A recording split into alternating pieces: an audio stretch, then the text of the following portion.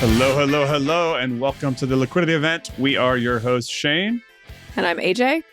And this is episode number 61 of the Liquidity event, being recorded on September 28th, 2022, airing on September 30th, 2022. Today, we've got an inverted yield curve. We've got a bunch of tech layoffs. We have home sales dropping in general. And then we've got a nice article from our co-host, Ellie Jane Ayers, that we're going to talk about. Is New York City returning to the office, or are we converting office buildings? And Rick Scott thinks the IRS wants to kill you. AJ, how you doing? I'm doing great. Yeah, kind of a hectic day. We were like in and out to Manhattan. I'm actually headed to the airport after this, feeling a little unhinged, but always happy to be in the chair talking to you, bud. Oh, don't beat yourself up. You always seem unhinged to me. You know you have a toxic relationship when you laugh at someone's insult. My friends and I've been posting a lot on Instagram over the past year because I'm addicted to my phone. And my friends describe my Instagram feed as unhinged recently, which threw me off. That's at King Vikings with a Z, everybody, if you want some unhinged financial memes content. But unhinged, ladies. No, hinges. No, that's not for me. Anyways. Are you going to your grandfather's 99th birthday, or is this the New Orleans trip? This is New Orleans. Yeah, so I'm heading to New Orleans. My husband has a book event, so I'm going to go support him. And then, yeah, my grandfather's 99th birthday is next Saturday. Happy 99th, Murray Grossian, October 8th. Sick. Yeah. So we'll talk about it next week, but yeah. Yeah. My mom's going through the hurricane right now. Oh, Ian. shit. Yeah, I just got off the phone with her. She okay? Yeah, she's cool. She just lost power, but the eye of the hurricane is north of her. And she's with my aunt, and the dogs are barking. But it's 150 mile an hour winds, but they've got ice and food and water and all that fun stuff. So she's good. Good. Yeah. Yeah. Tough time for... I thought hurricane season was earlier, but who knows with the climate change and whatnot. I think it's August to November 1st based on when the sailing insurance runs out. Oh, I see. Right. Yeah. Oh, they don't cover you after November 1st? If you're in the Northeast, they won't cover you if you head south before November 1st, something like that, when hurricane season ends. Oh, wild. Okay. I didn't know. You learn something new every day on this podcast, folks. There's a giant migration similar to the Rings of Power migration on November 1st. All the boats from the Northeast sail south for the winter. Nice. I remember what I wanted to say is that I've been, speaking of spending too much time on your phone, I've been experimenting with the screen time limitations for Instagram, LinkedIn, Slack, and Twitter, and some other apps that I waste a bunch of time on. It's working for me so far. Is that your no-brainer of the week? I guess it's my no-brainer. I guess I felt late to the game. I feel like other people have been doing that for a while, but it's helpful. Sometimes I ignore, but even if I'm ignoring, I know that I've only spent... It alerts you that you've spent a lot of time. Yeah, as opposed to the weekend where an hour will go by and I'll be like, wait, what just happened? Now I want to make nachos. I want to make nachos and buy pink shoes or whatever. Yeah, you're Robin Williams coming out of Jumanji 20 years later, except it's been an hour and a half of memes. Yeah, so I'm enjoying that's my no-brainer is turn on those screen limits. Don't be realistic with yourself, but yeah, limit. Don't patronize our audience, AJ. I'm also not patronizing. I'm not patronizing. I'm just offering a helpful suggestion. Know thyself. To thine own self be true. What do we have today? You want to start with the yield curve? Oh, I'd love to start with the yield curve. Who doesn't want to talk about yield curves? So last year, my Halloween costume was shadow inflation. So I'm taking Halloween costume suggestions and I have two current front runners. One is the Sandman. The other one is the inverted yield curve. The Sandman's probably a little bit easier. So I'm accepting suggestions for how I can be the inverted yield curve for Halloween. Oh, did you want to actually talk about the impact? No, not your Halloween costume. Although I am trying to imagine how you could flip the yield curve into a costume. You always figure it out each Halloween. I'll figure it out. Don't worry. Usually involves a post-it telling you what I am, but I do figure it out eventually.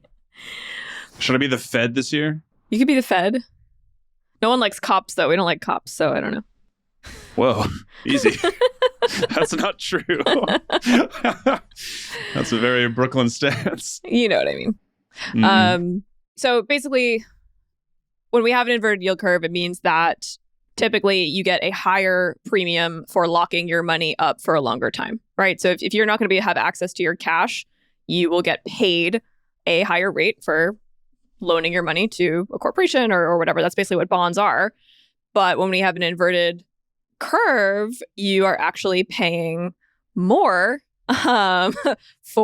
you're actually being paid more for shorter term loans. So in this situation, it's not good, right? And in the past recessions that we've seen, we have an inverted yield curve is usually a sign that a recession is coming.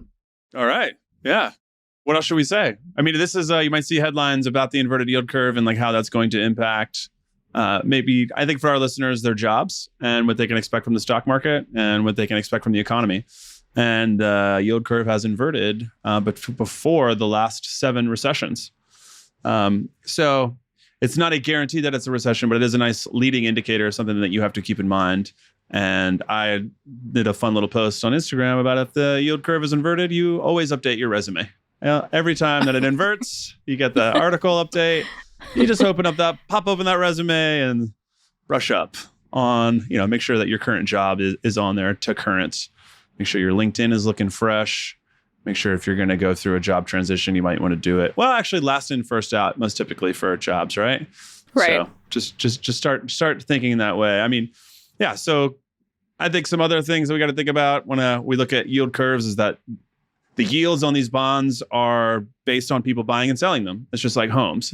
So yield is just another word for the income you're going to receive from the bonds, and people buying and selling them is all about market speculation. So this is just speculation that happens. And this is just one thing. Like, investors look at millions of things that might indicate a future recession as they try to predict the future and try to get the most out of the money that they manage for other people.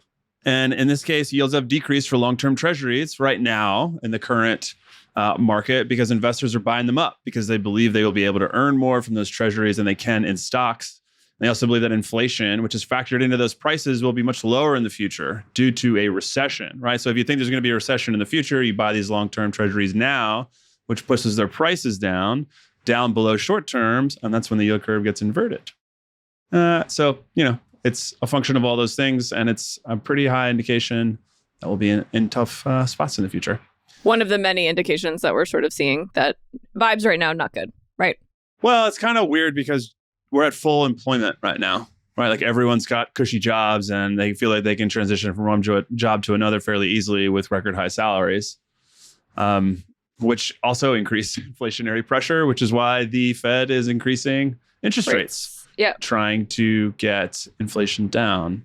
So, market commentary from your friends at Brooklyn FI. You can't have it all. We've got some articles coming up, folks, about the housing market, and I think there's a lot of complaints right now, like, oh my God, interest rates are up. Like, I should have bought back then. It's like, well, back then the prices were higher, so the interest rates were really low, but there was a lot more demand. That's when we talk about markets, we talk about demand. So everyone wants to buy a house in upstate New York. Summer of 2020, yes, interest rates are below 3% on 30-year mortgages, but everyone wants that house. So it's going to drive those prices up. Now that interest rates have basically doubled from where they were a year ago, there's less demand. Less people are able to afford those mortgages. Sorry, I'm getting way ahead of ourselves here. But I do think there's that idea. And everyone's like, what's going on? Rates are up and the market's crashing. Like, it's all cyclical, right? You might pay 6-7% for a mortgage right now, but you can also get a higher interest rate on cash that you've got in the bank. Like that's what higher interest rates means. So it's all related. I'm about to have a soapbox moment. I'll make it brief. Can we just teach folks what stocks and bonds and loans and credit is in 8th grade? I don't think you can teach people that now. I mean, it's not. I've heard that statistically, like where they've tested teaching kids that, they don't retain it into adulthood. It's like if you don't use it, like how much calculus do you retain? Well, yeah, that's what I'm saying. How much history do you think that you've retained? I do love history. History is the one thing that sticks. Nothing else sticks. You get what I'm saying? Yeah, I totally get what you're saying. Yeah. I don't remember what an ionic bond is. Like I'm reading chemistry books and science books for fun and adulthood, and I'm like, oh yeah, I kind of remember. I'm sorry, you're this what? stuff. Yeah, I read science books, chemistry books. There's a really cool one called The Disappearing Spoon about. I think as an adult, I need to be like nonfiction, not like you're reading like no, chemistry not textbooks. Okay, I was like, excuse me, Shane, do you need more work to do? Can I give you some work to do? If you have all this time to read your 8th grade chemistry textbooks. Yeah, for sure. They're really cheap on Amazon. My specific 8th grade textbooks from 2001 or whatever. Yeah, I would like to. Yeah, that sucks that studies showed that teaching it early doesn't stick. I'd like to see us try a little harder anyways. Anyway, how about some good news? How about some good, positive economic news? There's a company called Zoho. We've got an article here from TechCrunch, how Zoho became a $1 billion company without a dime of external investment. But they did get a nickel, so I don't know how. Yeah. I don't have my soundboard anymore. Have you ever encountered Zoho in the wild? I believe we were testing Zoho Vault as a product, Yes. or there was a vendor we were using or something. Seemed like a pretty straightforward document sharing product. I don't know. That's my only encounter with it as a consumer or enterprise or small business user. Yeah, I mean, it feels like a duopoly in terms of Office products with Google and Microsoft. But at some point, we had stumbled across Zoho's ecosystem, and like you get access to one of their tools for like $3 a month, and it goes way further than Google or Microsoft. And then like they try to sell you on the 49 other tools that they all integrate with. I'm just trying to imagine what it would look like if our company was a Zoho company. Zoho company. Yeah, it'd be pretty wild. I did. The article doesn't talk about their market share in the U.S. compared to India or Asia, where they are headquartered. But I would guess that it leans that direction because they use, easy to use and integrated software tools with lots of functions at a low price. Mm-hmm. So it's going to be less expensive than Office 365 subscriptions, Google G Suite or subscriptions. Google. Yeah, G Suite is one of our it's creeping up there in terms of our expenses. So Zoho, here we come potentially. Mm-hmm. In light of the inverted yield curve, maybe explore cost cutting at your company by switching to Zoho's suite of products. That's a joke. This show is sponsored by Zoho Vault. Just kidding. Yeah, but I mean, this article is basically about it's very hard to grow to a $1 billion company without taking on investment, without accelerating growth somehow. But essentially, their business model has been build products that work, create, positive cash flow, and then reinvest that cash flow right into the business on research and development to develop other products. And they've just been like recycling that model over and over again. And it's 600,000 businesses use Zoho products, which is pretty cool. There was an interview with the CEO in this TechCrunch article, and he was saying, they've mostly been focused on SMBs, small and medium-sized businesses, and now they're moving up market to enterprise. They're moving up to the companies that are going to, be, $100,000, $1 million accounts for them. So it seems like their growth is headed in a positive direction, even larger from where it is now. Good for Zoho. Good for India. Who's not investing so successfully in startups is Miss Cathie Wood. Yeah. CNBC article about her new fund and gives smaller investors access to the VC market for just $500. Now, my question is, why would you want access to the VC market when the expense ratio of this fund is 60 times the expense ratio of a typical ETF?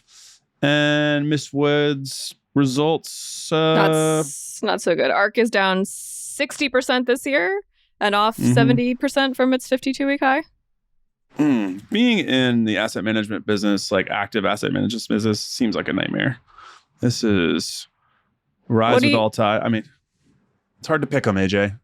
I mean, it's hard to pick your friends. It's hard to pick what you're having for dinner. It's really hard to pick what company is going to deliver 100x returns, right? Mm-hmm. That's a lot of choice. That's a lot of decisions you have to get right. And the general market does a pretty good job on its own of creating new companies and new opportunities and innovation. So, sorry, folks, boring wins yet again.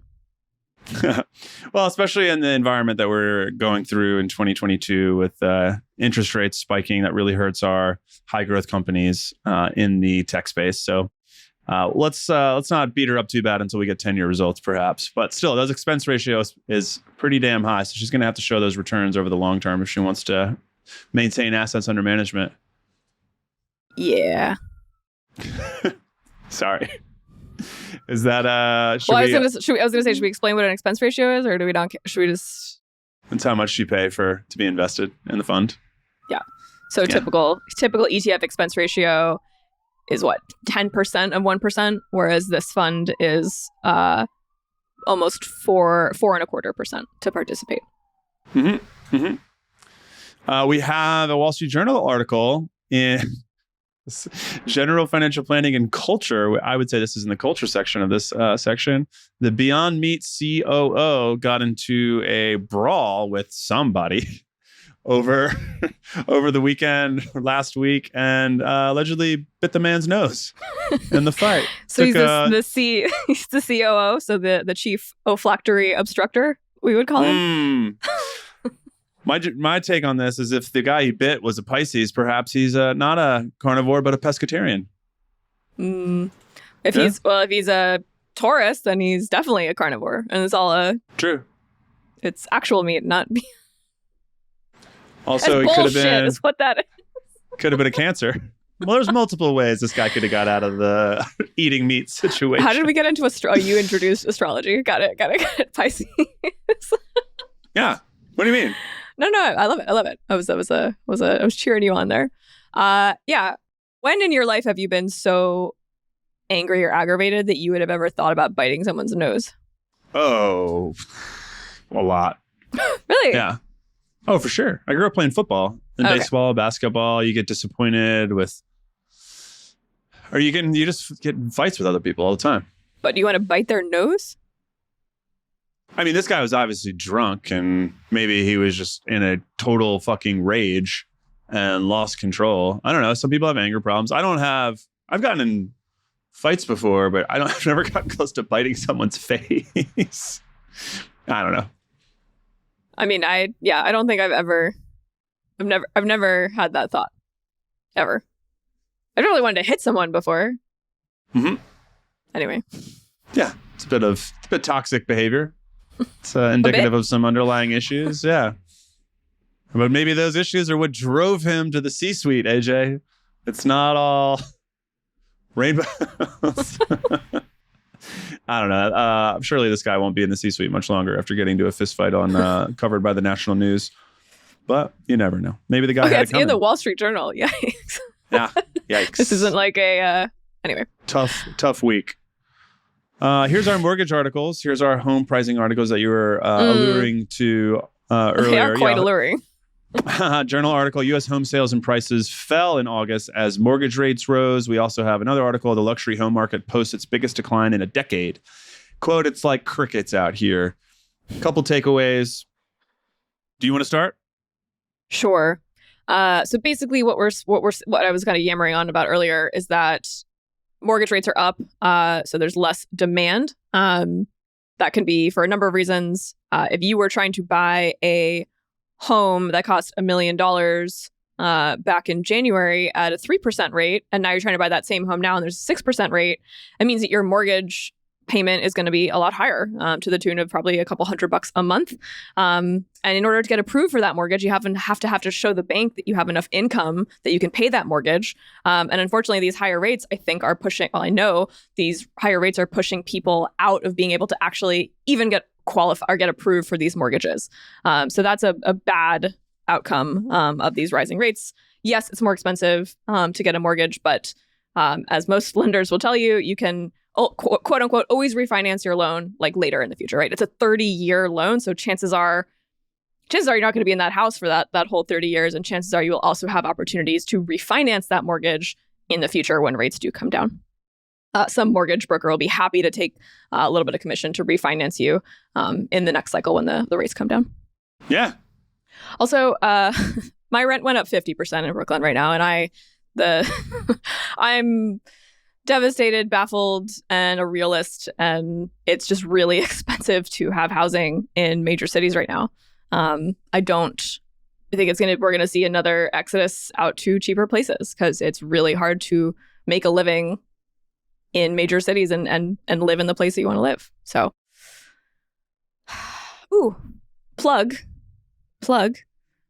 John, our director of planning and sometimes co-host of this show, and I are doing a repeat of our very popular rent versus buy debate webinar on Friday, November 11th at noon. We're doing a lunchtime webinar.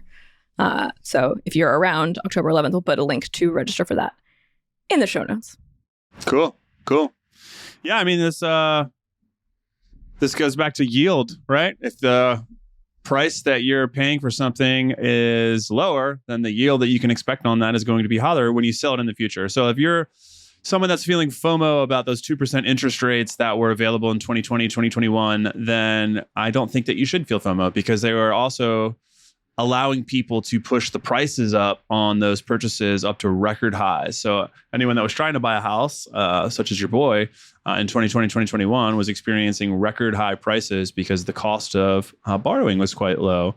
And I was arguing with people on Instagram. People were saying, hey, are you trying to get a loan at 7%? Are you the dork trying to do loans at 7% in 2022? And it's like, well, yeah, the loans are at 7%, but the prices are way lower because...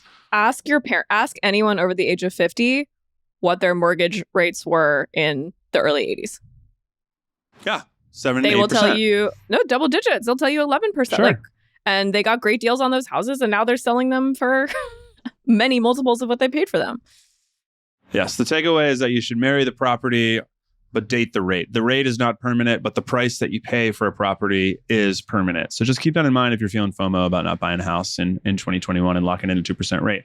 If we do head into a recession in 23, 24, whatever, then we're probably going to cut interest rates back down to where they were in 19, 20, 2021.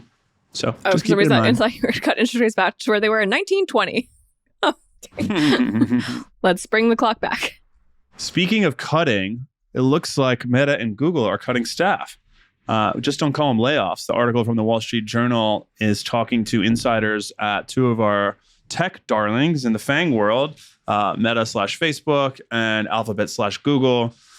Thanks for changing your names, guys. That's really fun for us to talk about on podcasts. Anyway, so looks like Meta has 83,000 employees, which they're up 32% from a year ago. Alphabet has 175,000, much bigger company, up 20% from a previous year. But with looming macroeconomic issues, such as an inverted yield curve on the horizon, we have the CEOs, COOs looking at reducing costs in the near future. Instead of just laying people off, which is a terrible word and not really great for morale, we have some alternative strategies for moving people around, including telling them that they need to apply for their job at a different department within the company. There's a restructuring going on. How pissed would you be if you were told you had to apply for a job at a different department at the company you already work at? I mean, I guess it's not as bad as getting fired. This. Yeah, Alphabet says 95% of those people get a new job within the company within the 60-day window that they offer them, which I guess is a 5% layoff, which is what they're after. Like, which is what they want. Yeah. I mean, I can't. It's hard to put myself in their shoes, but yeah, you got hired to work on X new product or app. That app gets shut down because they say it's not an essential business function or it's losing money. Like, you still have the skills to go work on something else that's working. Like, when I first read this, I was like, oh, what? But I don't hate it. I don't hate it. Yeah. Not the worst thing. I mean, you can't control, you hire up for growth and you need that capacity so that the people that you currently have don't lose their damn minds. And then when the growth doesn't materialize, you got to cut. Yep. There's just no way around that. You can't predict the future. One of my favorite things is in this article is a search to identify employees who are coasting, aka maybe quiet quitting, which there's not strong evidence that that's a real thing, but Gen Z seems to be pushing it pretty hard, and place them on remediation plans as a prelude to their termination, aka the folks that do the rest and vest, which I imagine a lot of our clients have done over the years. Resting, investing, baby. Just collecting. I hadn't heard that one until recently. I'm a fan of that. Rest, invest. Yeah. I like that. Yeah. Yeah. I wonder. Yeah. I mean, these companies are particularly interesting. And I wonder, because both Meta and Google have, from what we can see from our clients, pretty generous RSU plans that typically vest either monthly or quarterly, depending on your situation. But this, so it looks like Meta gives you 30 days to find a job at another department, which seems pretty short. Google, in some cases, gives you 60 days. Their startup incubator area, 120. This article says they have 90 days. Like, you could probably squeeze in another vest or two in there while you're looking for that other job. So maybe it's a nice sort of way of hinting at a severance. Like, you're not fired. You get to have your, 2 more big vests before you leave. Yeah, but if you work at Meta, then the value of your vesting RSUs has dropped dramatically over the past year. As Apple's eaten their lunch with the privacy updates to iPhone, and I think Zuckerberg dropped out of the top 10 richest people in America recently. Oh, damn. Cry me a river. Yeah, I'm sure everyone's There's really this upset. other article here from jumping ahead. A CEO of Google, Mr. Pichai, has said he had a town hall recently, and some of his staff were bitching about cuts to retreat planning, and I guess the lavishness of parties hasn't been what the employees have expected, and he told them to read the news essentially. And he said, try not to equate money. Why didn't he say fun. Why didn't he say listen to the Liquidity Event podcast? We'll tell you like it is. We'll send Sunder a copy of this episode for him to share with his staff. Maybe we can pick up a client or two if he shares it across those 180,000. Yeah, seems like a good marketing strategy. You might want to write that one down. Yeah. You want to plug your article before we run out of time? Sure. Yeah. So speaking of, what to do with your equity in a down market, like the past 2 years have been a bonanza. We've had a ton of successful IPOs, a ton of people making a lot of money in this sort of frenzy. And that sort of ended with 2022. I mean, our IPO market is down 90%. That is a very dramatic drop off. And the general market also not seeing the returns that we were last year. So I wrote a piece for a publication called The Information. I did not write this title, but I like this title a lot. My editor did. How to Survive the Downturn Without Losing Your Shirt or Your Sanity. And basically, I just walk through the things that you can do, whether you're a employee at a public company where your stock price has fallen off, or you're an employee at a private company who is probably expecting to IPO. Maybe that IPO is delayed indefinitely and you don't know what to do with your options. I walk through some practical ways to survive this tech downturn. It was really fun to write, and you should all read it. I'll link to it in the show notes. Sick. I'll read it as soon as I get my information login from you. Okay. We have time for one more? No, we do not. Cool. So, you want to read us out? Sure. I'm already looking at it. I got you. Okay. Thank you, everybody, for listening to episode 61 of the Liquidity Event. You can email us at liquidityevent@brooklynfi.com. Leave us a voicemail, and we will play it on the air. Show notes are available at brooklynfi.com/episode 61. And you BKFI stands can leave us a review if they want to be weird about it. Thank you, guys. Wait, I have a suggestion. Why don't we just record our outro? Why do we read it every time? Because it's silly and awkward, and sometimes we fuck it up. And okay. Leave it in, Passy. You'll be hearing from my voice coach. All right, folks. See you next week. You've been great. Bye. Bye.